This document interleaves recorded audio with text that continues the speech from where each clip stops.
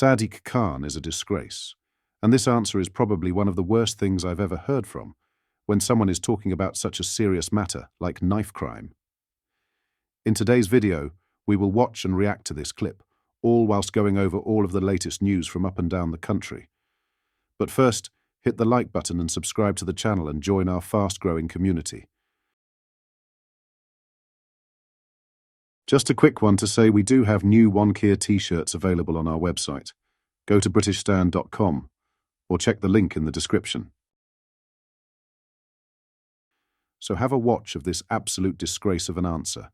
The year's only just begun, and already we've seen at least 9 major stabbing incidents on our streets. On the 1st of January, 25-year-old man stabbed on Oxford Street. 5th of January, double stabbing on Kilburn High Road. 6th of January, 18-year-old man stabbed on Prince Imperial Road. 7th of January, we know the tragic murder of Kellyanne Bokassa, stabbed in broad daylight on a bus.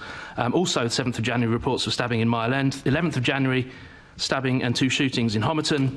13th of January, father of 2, Gregory Castillo Volquez, stabbed to death in Haringey. And on the 14th of January, stabbing outside City and Islington College and also on Ilford High Road. My team has been working on a budget amendment where we would like to fund almost 1,000 police officers to deliver a targeted knife crime task force. And the way we do this is reduce the cost of your staff budget back to 2016 levels. That would give us the funding to do this. Now, obviously, I can't table that as a budget amendment on my own. I need support from other groups. Would you encourage members of other groups, perhaps your own group in the Labour Party, perhaps the Conservatives, perhaps anybody, to second that amendment so that it can be discussed and debated in full next week at the budget meeting?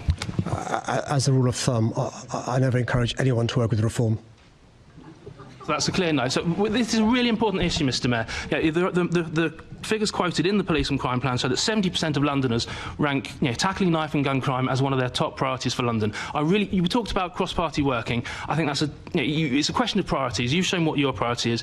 I'm showing what my priority is. I really, really hope that other members present, perhaps will have a more constructive conversation with me. Thank you. Lee Anderson reacted by saying, "Staggering reply from London's mayor." This user said, "That's an absolutely disgusting reply from a mayor of London." Damien said, "But the scumbag is given a knighthood. The man wants to destroy this country, and this shows because regardless of political affiliations, you should want to work with all parties to reduce knife crime." This user said, "This is insane. Talk about discriminating against a group of people." Ben said, "What an outrageous comment from a mayor so arrogant that he sits there saying that. Pure ivory tower attitude in all its glory. What are your thoughts on this?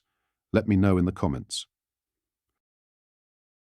In some other news, Labour's suspended MP Mike Amesbury has pleaded guilty to assault by beating in court today after punching a man in a late-night bus-stop in Cheshire.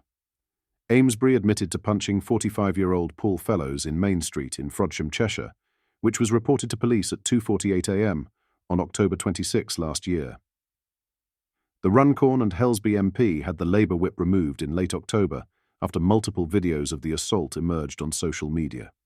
The 55-year-old was summoned to Chester Magistrates Court today to face a Section 39 assault charge after a file was passed to prosecutors on October 29th, 3 days after the attack.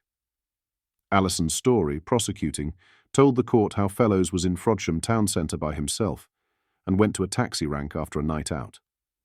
He was alone and had been drinking, she said. Story said, Amesbury arrived at the same taxi rank. He too was alone, and he too had been drinking. The court heard that Fellows recognised Amesbury and approached him to remonstrate about a bridge closure in the town. She said CCTV showed engagement between them over a period of several minutes, but no aggression or raised voices. She said, "At one point, Mr. Fellows started to walk away but was re-engaged by Mr. Amesbury. Amesbury was heard to say, 'What?' a few times before shouting it. The court heard.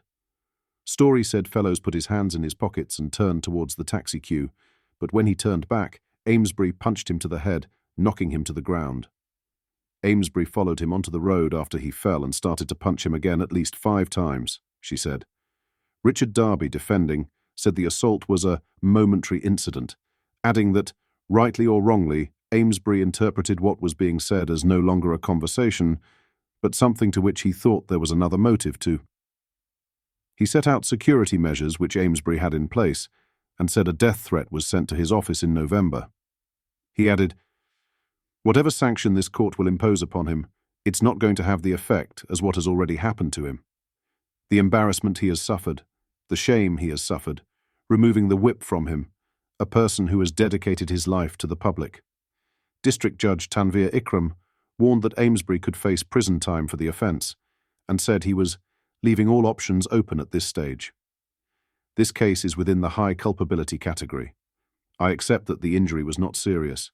The sentencing guidelines suggest a sentence starting point of a high-level community order or a range up to a prison sentence. Speaking outside the court today, Amesbury told reporters, "I won't make any further comments at this stage. I respect the judicial process. It's highly regrettable, the incident in October. I'm sincerely sorry to Mr. Fellows and his family." He told reporters he would speak further following his sentencing hearing in February. Lastly, Prince Harry and Meghan Markle have suffered a blow as a financial gulf between the Sussexes and Prince William's foundation has emerged. The stark financial divide has emerged between the charitable foundations of Prince William and Prince Harry, with newly released figures showing a dramatic difference in their fundraising success. The Earthshot Prize, Prince William's environmental initiative, has reported a total income of £23.5 million in its latest annual report. In contrast, Prince Harry and Meghan's Archewell Foundation raised just £4.67 million from all sources during the same period. The figures highlight the growing financial gulf between the two royal brothers' charitable endeavours.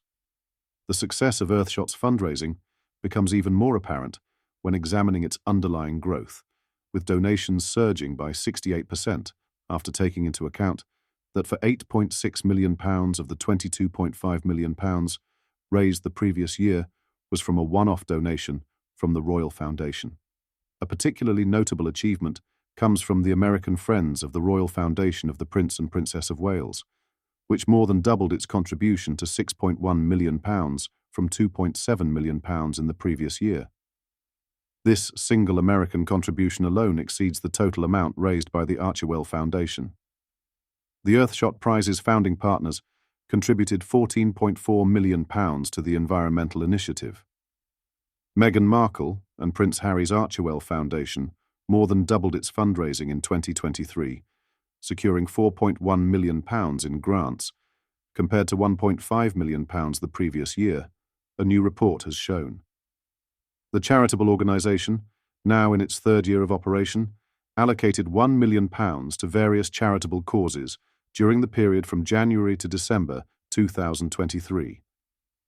The substantial growth reflects increased backing for the Foundation's initiatives, including the Parents Network and other community-based programs.